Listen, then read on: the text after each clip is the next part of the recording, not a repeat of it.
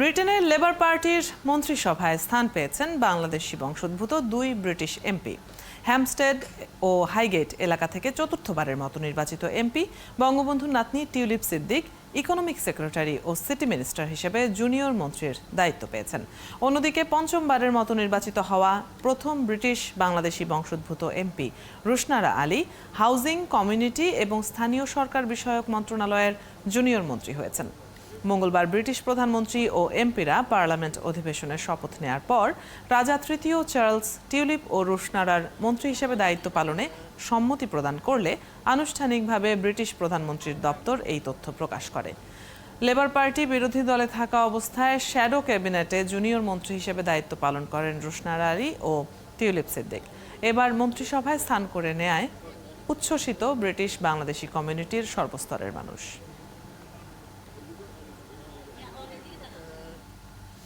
দর্শক, এ নিয়ে আলাপে যাব। যুক্ত আছেন যুক্তরাজ্যের ব্রেন্ট কাউন্সিলের সাবেক মেয়র পারভেজ আহমেদ। আপনাকে স্বাগত জানাচ্ছি সংবাদ বিস্তারে। প্রথমবারের মতো বাঙালি কমিউনিটি 2 জন মন্ত্রী পেল। এ নিয়ে তাদের মধ্যে কেমন উচ্ছ্বাস দেখছেন, কি প্রত্যাশা করছেন মানুষ? ধন্যবাদ আপনাকে। আসলে তো এটা অত্যন্ত প্রত্যাশা আমাদের আছে মানুষের। এখানে ব্রিটেনে যেমন বাংলাদেশেও তেমন, যেহেতু ব্রিটিশ বাংলাদেশি আমাদের রিপ্রেজেন্টেশন এখানে, এইবার প্রথম একটা হিস্ট্রি আমাদের জন্য হয়ে গেল। আমরা আর একটা ধাপ আমরা এগিয়ে গেলাম ব্রিটেনের রাজনীতিতে। তো সত্য যেটা, এটা কিন্তু অত্যন্ত চ্যালেঞ্জিং একটা বিষয় ছিল এবারের নির্বাচন। আমাদের একটা চেঞ্জেসের দরকার ছিল এখানে। আমাদের টরি গভর্নমেন্ট ছিল গত 14 বছর। তো মানুষের অনেক কষ্টের মধ্যে যাচ্ছে এখানে দিনকাল। তো সেটা আমাদের লেবার পার্টির থেকে আমরা অ্যাচিভ করতে পেরেছি। আমাদের যত অ্যাক্টিভিস্ট ছিল অ্যারাউন্ড দ্য কান্ট্রি সবাই কিন্তু কষ্ট করেছেন। বিশেষ করে আমাদের যে বাংলাদেশের অধ্যুষিত এলাকা টাউনহান্ড্রেডসে আমাদের রোশনা রানী ছিলেন এবং আরেকজন ছিলেন আফসানা বেগম। ওনাদের অনেক কষ্ট করতে হয়েছে election. But end of the day we have good result. আমাদের হ্যামস্টেড হাইগেট, আমাদের টিউলিপসের দিকে আছেন আমাদের এলাকাতে, উনিও কিন্তু ভালো রেজাল্ট করেছেন। তো সেই সুবাদে অবশ্যই এখানে একটা ট্র্যাক রেকর্ড থাকতে হবে। গত 8 থেকে 9 বছরের মধ্যে এই দেশে একটা তো ব্যতিক্রম ছিল। 9 বছরের মধ্যে কিন্তু 4টা ইলেকশন হয়ে গেছে, পার্লামেন্টারি ইলেকশন। নর্মালি একটা ইলেকশন হয় 4 থেকে 5 বছরের, কিন্তু এবারে 9 বছরের মধ্যে 4টা ইলেকশন ইজ নট ইজি। এগুলো অনেক কাজ করতে হয়েছে ওনাদের ক্যান্ডিডেট যারা ছিলেন। তো ওনারা প্রত্যেকবারই কিন্তু ভালো রেজাল্ট নিয়ে আসছেন, মানুষের সাথে মিশেছেন, মানুষের কাজ করেছেন বলেই মানুষের বারবার তাদেরকে নির্বাচিত করেছে। তো আমরা এখন মন্ত্রিত্ব যেটা, সেটা তো হচ্ছে গভর্নমেন্টের যেটা অ্যারাউন্ড দ্য কান্ট্রি মানুষের প্রত্যাশা থাকে যে ডিপার্টমেন্ট ওনাদেরকে দেওয়া হয়েছে, ওনারা অত্যন্ত যোগ্য। যেখানে যার কারণে ওনারা শ্যাডো যখন ছিলেন গত গভর্নমেন্টের সাথে অনেক কাজ করেছেন। বিশেষ করে চিলভিসের দিক যেটা আমি বলবো, উনি যে, অনেকে হয়তো মনে করতে পারেন এটা পজিশনটা কি, এটা chief secretary treasurer city minister.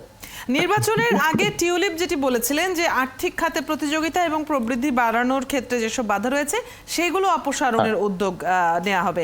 এই ক্ষেত্রে কি প্রতিবন্ধকতার মুখোমুখি তাকে হতে হবে?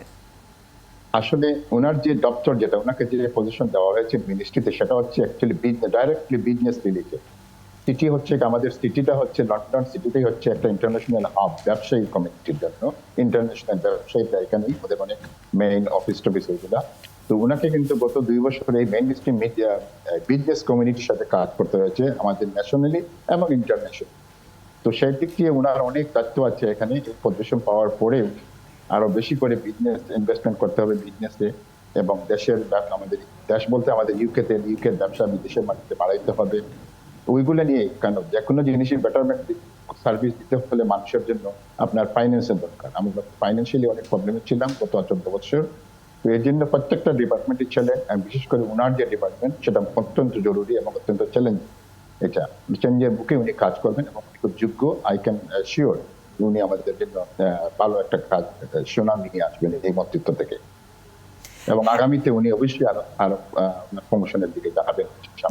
জি, হ্যামস্টেড এন্ড হাইগেট এই আসনকে টিউলিপ সিদ্দিক পার্টির দুর্গ বানিয়ে ফেলেছেন যেমনটি বলা হচ্ছে।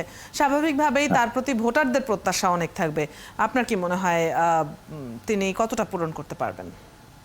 এটা দেখেন, নির্বাচনের মাধ্যমে উনি কিন্তু প্রমাণ করে ফেলেছেন। দেখেন, এবারের নির্বাচনটা আমাদের নতুন একটা বাউন্ডারি হয়েছে, নতুন এরিয়া কিছু বাদ পড়েছে এবং কিছুটা নতুন বাউন্ডারির সাথে যোগ হয়েছে ওনার কনস্টিটিউয়েন্সিতে।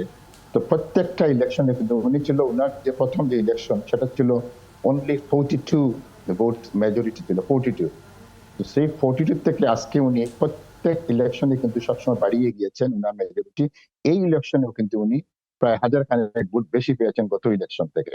তো তার মানে উনার ট্র্যাক রেকর্ড অত্যন্ত ক্লিয়ার, এখানে সবাই দেখতে পাচ্ছে।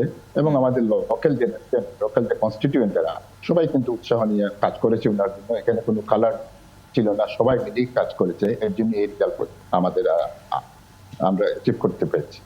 অনেক ধন্যবাদ তো আমাদের আপনাকে আমাদের সাথে আজকে যুক্ত হয়ে এই বিষয়গুলো নিয়ে আলোচনা করবার জন্য।